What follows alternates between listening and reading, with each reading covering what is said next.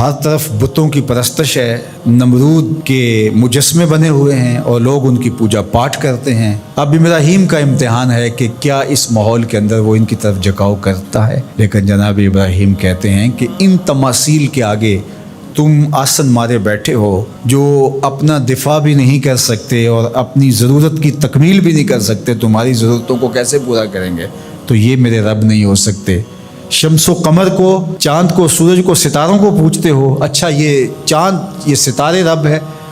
تو جب ڈوب گئے تو کہا کہ جو ڈوبنے والے ہیں وہ میرے رب تو نہیں ہو سکتے، مجھے رب کی ضرورت پڑ جائے، رب ڈوبا ہوا ہو تو مجھے تو وہ چاہیے جو ہر وقت حاضر ہو، تو میں تو اس رب کی پوجا نہیں کر سکتا۔ یہ ان کے شعور کا امتحان تھا اور اس شعوری امتحان میں پورے نکلے۔ پھر اس کے بعد اگلا امتحان تھا کہ وہ اس شعور کو بیان کرنے کی طاقت بھی رکھتے ہیں کہ نہیں۔ پھر بت کدا ٹوٹتا ہے، نمرود کا دربار سجتا ہے، اور وہاں جو خطبہ حضرت ابراہیم نے دیا زمانے نے سنا، جب کلہاڑا اس بڑے بت کے کندھے پہ رکھ دیا اور باقی سارے بتوں کا تیا پانچا کر کے رکھ دیا، جب وہ میلے سے واپس آئے تو ابراہیم بڑی بے نیازی سے بولتے ان کے بڑے نے کیا ہوگا، دیکھو اسلحہ تو اسی کے کندھے پر ہے۔ تو وہ کہنے لگے ابراہیم تو جانتا ہے یہ بولتے نہیں ہیں، اور حضرت ابراہیم یہی تو لانا چاہتے تھے۔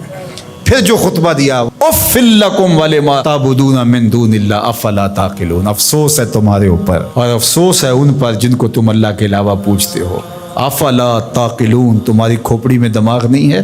اور پھر اللہ کی توحید کا بیان فرمایا۔ پھر اس کے بعد جان کا امتحان آیا، تو پھر جلتے ہوئے شعلوں کے اندر جس طرح ہنس کے داخل ہوا پیغمبر، یہ الگ اور نرالی شان تھی۔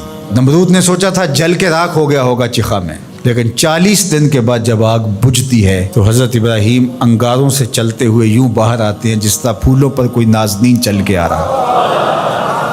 پھر 87 سال عمر ہے، اللہ تعالیٰ پھر حضرت ہاجرہ کے بطن سے حضرت اسماعیل کی صورت میں اولاد عطا کرتا ہے۔ اب اتنی بڑھاپے کی عمر میں اولاد نصیب ہو تو انسان کا جی چاہتا ہے سارے کام کاج چھوڑ کے گھر بیٹھ جاؤں اور میں اپنی اولاد کے چہرے کی بلائیں لوں، لیکن حکم ہوتا ہے اپنی زوجہ کو بھی اور اپنے نو مولود بیٹے کو بھی ایسی وادی میں چھوڑاؤ جہاں کوئی سبزہ بھی نہیں ہوگا۔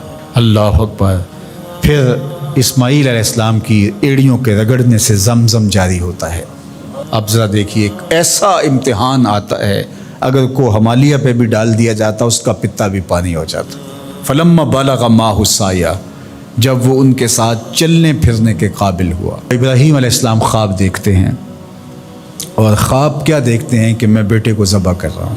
فلما اسلما، جب دونوں راضی ہو گئے، باپ ذبح کرنے پہ اور بیٹا ذبح ہونے پہ، اب باپ کی آنکھوں پہ پٹی بندھی ہے، ہاتھ میں چھری ہے، 100 سال کا بوڑھا باپ، جبل صبیر کا دامن منا کی وادی، کارکنان قضاء و قدر دم بخود ہیں، شمس و قمر، یہ منظر آج سے قبل انہوں نے نہیں دیکھا تھا، اور سورج بادلوں کی اوٹ میں منہ چھپانے کی کوشش کر رہا ہے کہ یہ منظر مجھ سے نہیں دیکھا جائے گا، حوروں کی چیخیں نکل رہی ہے، کائنات تھرا رہی ہے، مالک قیامت آنے والی۔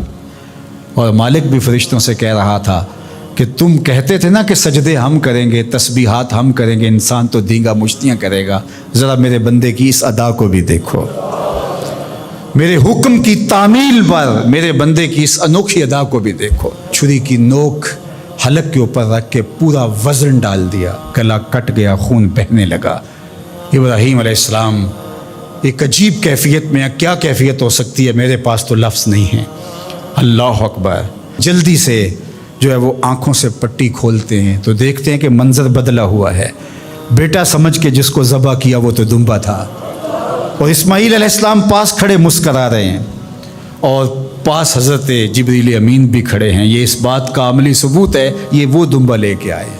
تو بے ساختہ جناب ابراہیم علیہ السلام کی زبان پر جو لفظ آیا وہ یہ تھا، اللہ اکبر، اللہ اکبر۔ تو حضرت اسماعیل بولے لا الہ الا اللہ واللہ اکبر، پاس کھڑے جبریل بولے اللہ اکبر وللہ الحمد۔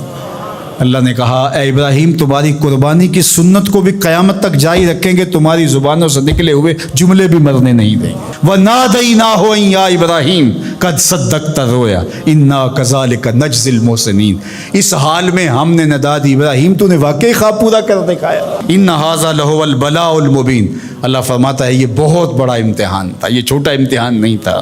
اور پھر میرا رب رب ہو کے کیا کہتا ہے؟ سلام علی ابراہیم، اے ابراہیم تیرے اوپر سلامتیاں نازل ہو۔ اللہ اکبر۔ پرسوں بھی میں کسی منڈی کے قریب سے گزرا، کہتے ہیں اس علاقے کی سب سے بڑی منڈی ہے، تو ہزاروں جانور ہجوم محبت، اور سڑکوں پر، گلیوں میں، بازاروں میں، کوئی یہاں گائے لے کے جا رہا ہے، کوئی بیل، کوئی اونٹ اٹھا کے لے کے جا رہا ہے، تو بے ساختہ میری زبان سے یہی نکلتا ہے سلام علی ابراہیم، ابراہیم تیرے اوپر سلامتیاں نازل ہوں۔ اللہ اکبر۔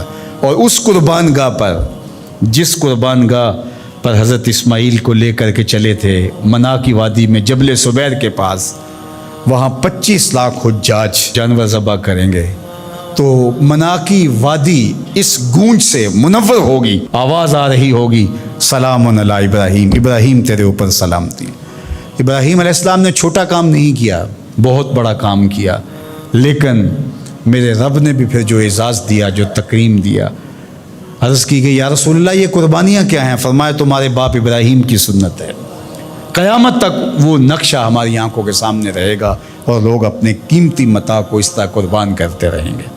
ہمارے ایک بزرگ فرمایا کرتے تھے کہ ہر بندے کا کوئی نہ کوئی اسماعیل ہوتا ہے، جب تک وہ اپنے اسماعیل کی گردن پر چھری نہیں رکھتا رب کا قرب نصیب نہیں ہوتا۔